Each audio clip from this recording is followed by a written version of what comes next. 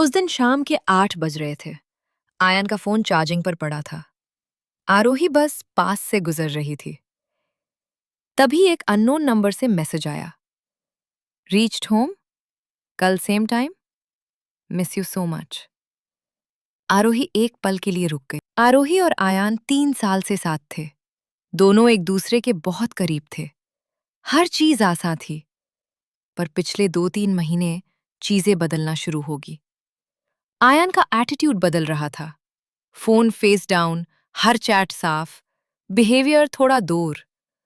आरोही को शक होता था, पर प्रूफ कभी नहीं मिला। एक रात आयान जल्दी में मार्केट गया और फोन चार्जिंग पर छोड़ गया।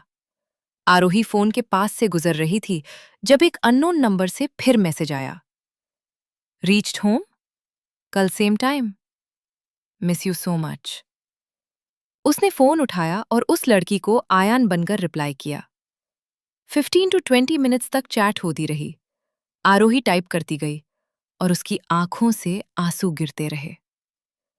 वर्ड्स बताने की जरूरत नहीं थी, बस इतना काफी था कि सच समझ आ गया। आयान किसी और के साथ इन्वॉल्व था। तभी दरवाजा खुला। आयान अंदर आया और आरोही को रोते हुए देखा। वो घबरा गया, डिफेंसिव होने लगा। पर आरोही ने सब बता दिया कि उसने आधा घंटा उस लड़की से बात की है और अब झूठ छुपाने का कोई मतलब नहीं। लड़ाई हुई, वो वाली लड़ाई जो रूह हिला देती है।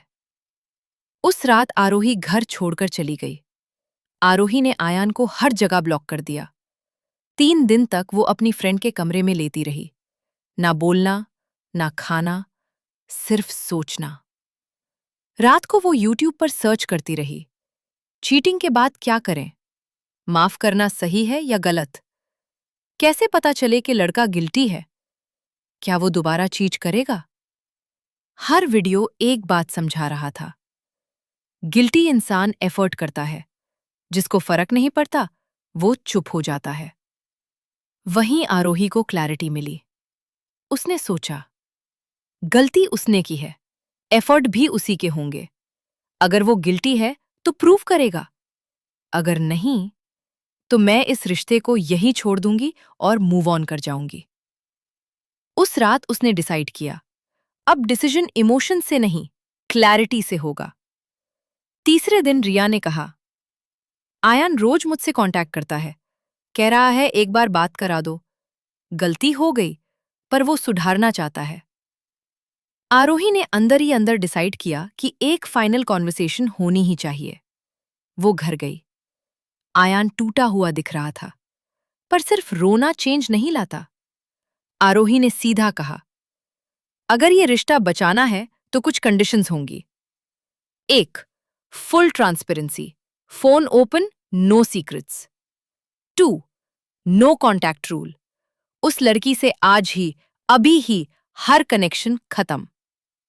3, कंसिस्टेंट एफर्ट, रोज की honesty, no anger, no excuses. 4, और एक बात, जब तक आरोही कंफर्टेबल ना हो, आयान यूज फिजिकली टच भी नहीं करेगा। No hugs, no intimacy, nothing.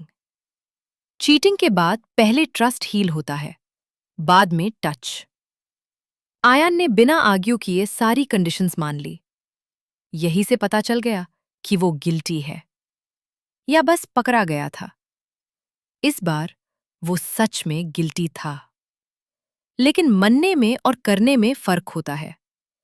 आरोही देखना चाहती थी कि वो निभा पाता है या नहीं। अगले कुछ हफ्तों में आयान का बिहेवियर बदलने लगा। डेली चेक इन्स, फोन खुला रखना, कहीं भी जा रहा हो तो अपडेट, जीरो एटीट्यूड, जीरो झूठ। हीलिंग सीधी लाइन नहीं होती।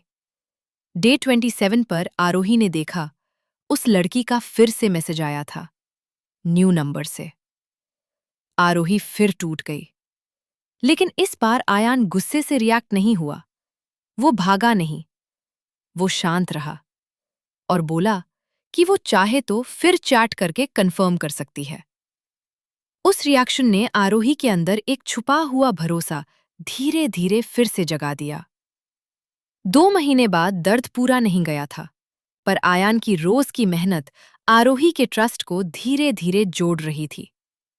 ट्रस्ट वापस नहीं आया था, पर एक दिशा मिल चुकी थी। चीटिंग से रिश्ता खत्म नहीं होता, पर एफर्ट ना हो तो रिश्ता डूब जाता है।